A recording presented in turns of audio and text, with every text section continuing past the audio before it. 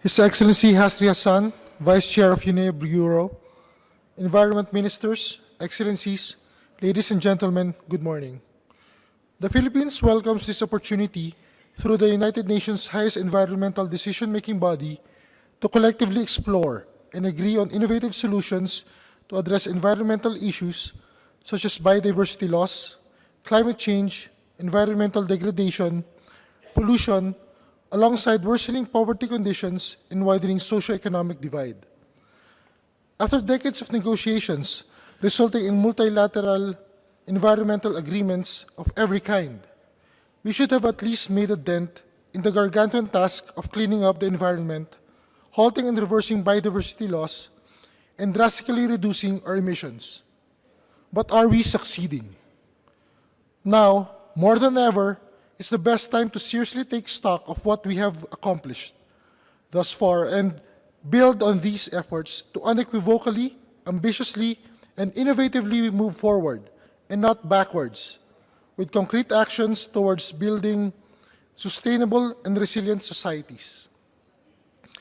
As one global community, mindful of varying capacities and resources and consistent with the principle of common but differentiated responsibilities, we need to strive for sustainable consumption and production patterns, using a complete full life cycle approach across our global economy with the people and planet at the forefront as spelled out in our SDGs.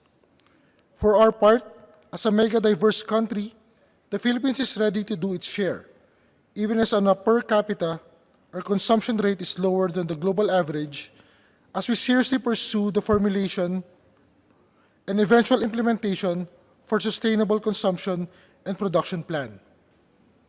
This is also in line with our President's directive to make environmental protection and ensuring sustainable development for all a top priority of his administration. Leading this effort is our Department of Environment and Natural Resources, which has vowed to be more aggressive in enforcing environmental laws and regulations this year to sustain the momentum created by the 6-month rehabilitation of Boracay, the agency's centerpiece accomplishment in 2018, and Manila Bay this year.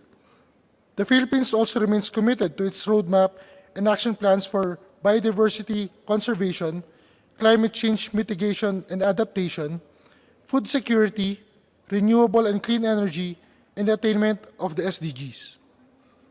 Excellencies, we are running out of time. As we speak, the cause of our procrastination in addressing our abuses against our global commons and natural capital is already haunting us. Our unsustainable human consumption patterns must be curbed so we can still leave behind a world where future generations can still pursue their own sustainable development aspirations and not stolen from them.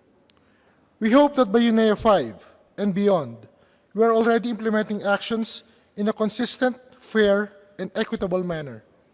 Let us all work collectively for the future we want.